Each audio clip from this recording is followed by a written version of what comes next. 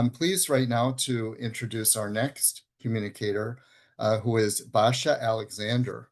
Basia is an intuitive nature communicator with 25 years of experience. She designs and teaches simple, easy, effective nature-based systems so people can expand sensory and intuitive sensitivity for connecting with trees and plants, for sharing messages or whispers, or for gathering wisdom from nature. Her science and spirit-based mindful methods inspire people to expand their love of trees, eco-upshift their thinking into reciprocal partnerships with nature, and feel mutually healing results in backyards and parks. Her passion for trees, human consciousness raising, and environmental restoration, plus systems design skills and energy healing talents, culminate in the globally unique approach called Collaborative Ecological Healing, available in books, videos, and courses offered through the BioBalia Institute School.org's Mystery Academy. Her website is partnerwithnature.org, and Basia's presentation today has been pre-recorded because of time zone differences. Kate, do you want to show your screen? Thank you. Everyone see the screen? All right, let's go. Welcome, I'm Basia Alexander, and I want to thank Paul Moss and the whole Plant Initiative team for inviting me to speak at this wonderful Advice from Trees for Humanity event. For this video, I'm visiting some of my favorite tree friends to ask them for their advice. Hi, I'm Basia Alexander. I'm an intuitive interspecies communicator. Well, that's also known as a nature listener, a translator of trees' messages. Well, I've also created the tree whispering mindful methods. How does all this work? Well, for me, I simply imagine that I'm having a conversation with a wise old person. I'm just talking or having a conversation. It's as easy as that. And how does it work? Well, it works because all living beings are conscious. They have intelligence, have spirit, and exist in dimensional or non-physical but real spaces. So I translate their messages into human language. I just ask this charming young willow if it has a message, and I'm reading now. I'm a youngster, only 6 years old, but I have a message for humanity. We trees don't get up and walk away when the going gets tough. We know we have to coexist with each other and with all living beings in our environment. We trees know we depend on each other and depend on every shared resource around us. You humans have made mistakes in your assessments of us, of the plant kingdom. We are not fundamentally competitive. We are collaborative in ways you have yet to discover. I have a profoundly mutual and humble relationship with the tiny stream that flows here after the rains.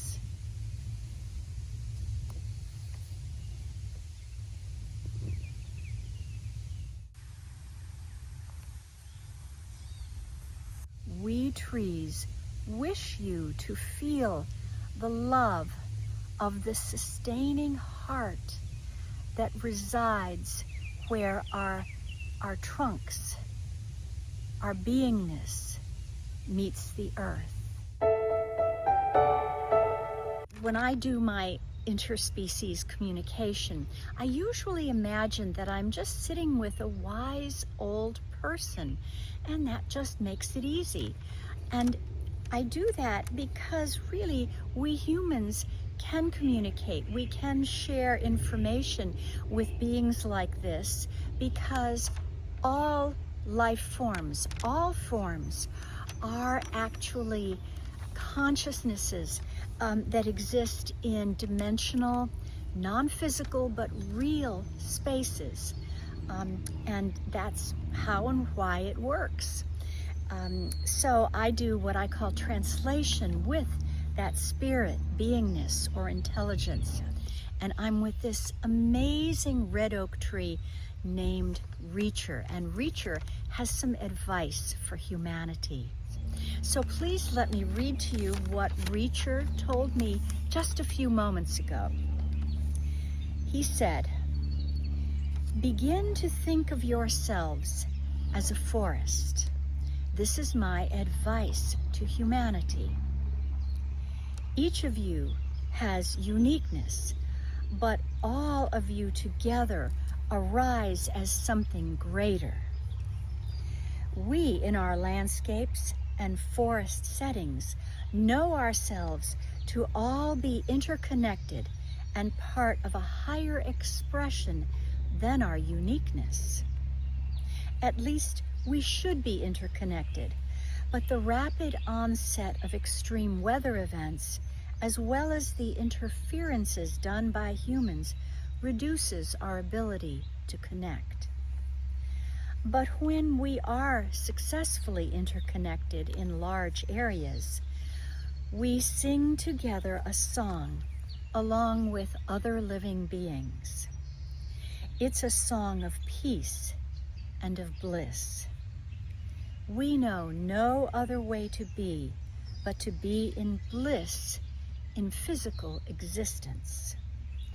We recommend this to humans who still think of themselves as individuals. Start to think of yourselves as a unique but blended member of a larger community that is like a rich forest. There are so many beings, all valuable, all contributing to an immense, beautiful mosaic. We would call that a forest." So that's my translation from Reacher, the red oak in Pennsylvania. Big red oak in a New Jersey park. And I call this oak Trendurance. I asked this tree, "What is your experience of life?"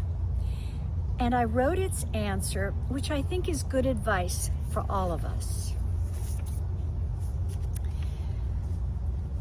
Trendurance says, "Joyous. I am an incarnate spirit. This is bliss. Being physical, standing in one place, soaking up sunshine and rain. Being in the company of others with whom I am in a state of unity at the dimensional realms.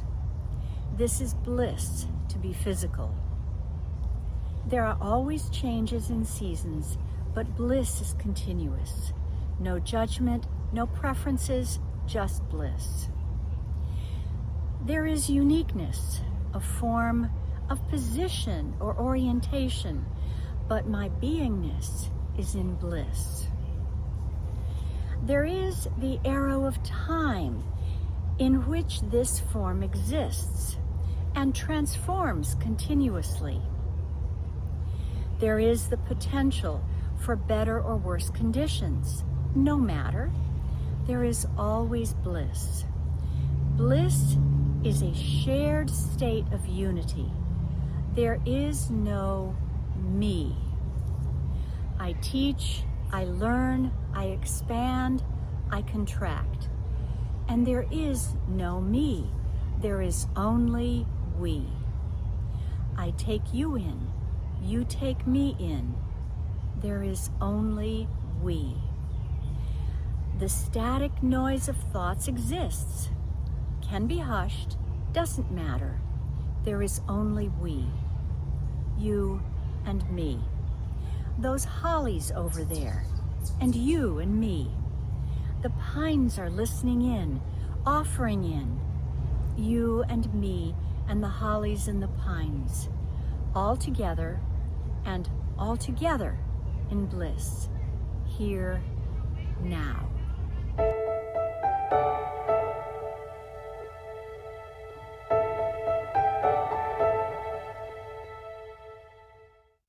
I'm with this beautiful linden tree in a park in northern New Jersey, and the message for humanity from this linden tree is, please be mindful, people, of how you build parking lots, because you need to know that our roots get cooked underneath all that asphalt, and that really hurts us, and it keeps us from being big, strong, healthy trees, which is our goal. Thanks. We move on to a coastal live oak tree in the San Francisco Bay Area, one of my favorite trees in the world, and its name is Trelania. So this wise, very old tree wanted to add its advice to humanity. It said to me, Trelania here, and here is the future. I am a high-level sentient oak tree who is able to participate in a high level of interconnection, which you would call a meditation, with other similarly sentient and elderly oaks globally. It was that meditation that the human translating this message first interrupted in order to speak with me so many years ago. We know that many within the human family are seeking advice from us for how to move into the future.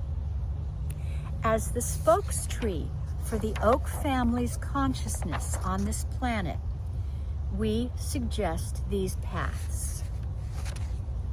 First, your efforts of preservation are important. We elder members of the plant kingdom would like to accomplish our goals for ourselves and our goals on behalf of humanity before our current physical embodiments are done. We can use your efforts to repair our inner functionality, to rejuvenate our inner parts and systems as we encounter more difficulties in the climate. Secondly, we suggest a greater open-mindedness to be cultivated within the human mind. When you encounter something that does not fit into the existing structure, some idea that provokes reaction, that is exactly the moment to embrace that idea. Try it on like a shirt. Wear it for a while. The idea, the information, the synergy may be a stepping stone on your path. It may become exactly the component for your new future that you need to place as a foundation stone or a building block. All this we say while coming from your human point of view, while you seek our advice, for which we are grateful. Let us add a few ideas from our own point of view as members of the plant kingdom. We have goals. We have our own goals and purposes on this planet. And only one of those goals involves our service to humanity. We also have goals for evolving our consciousness, goals for evolving our forms, and goals for living in ever-expanding communities. That last goal, living in ever-expanding communities, has been severely impacted by humanity in recent decades. Human actions have disrupted and in some cases destroyed our communities, both small and large. So when we spoke earlier about the human efforts for preservation, we applaud those efforts because preserving our communities will help us maintain our own goals concerning our communities. If we may add one more piece of advice for humanity that would help us trees, we would say that there is a symbiosis on Earth between humanity and the plant kingdom. Each needs the other. We suggest that more people become awakened to that two-way idea. In other words, most people know that they ultimately depend on us trees and other members of the plant kingdom in order to breathe, eat, and have shelter. But it is not generally known that if humans would give special attention to our inner health, that would complete the loop. In these times of disrupted environment and climate movement, we trees now need you humans, your care, your loving attention, and also your special awareness of our inner needs. Your consciousness and ours can be mutually supportive. We spoke earlier of new ideas sprouting, taking root and growing. If more people will awaken to these new ideas, first, the idea that we have our own goals for ourselves, and second, that we would benefit greatly from humans' interactions with our physiologies, then that would become a cycle that could expand and be beneficial for all living beings, including humans, and ultimately for the planet that we share. So, Dr. Jim was just talking about trees that can interpret or read a person's health, and that if a person would be open enough to receive that information, they could get it from a tree. And Jim mentioned a little bit about mutuality in the two-way street, and I want to expand on that. You see, it wouldn't be fair just to take healing from a tree. It really wouldn't be fair because the trees aren't that healthy themselves right now in climate extremes. So what's fair is to also give something back to the trees. We've created a lot of methodologies, simple, easy things that a person can do to give back, to help a tree operate better on the inside, to be healthy on the inside. But the point is it has to be mutual, or it's just not fair, or people are being way too human-centric instead of nature-centric. So we have to realize that it's not just us, it's we. It's not me, it's we. And we have to operate in collaborative partnership. We have to be collaboratively healing the ecology of the world so that everybody wins and everybody thrives on a healed world. Thanks.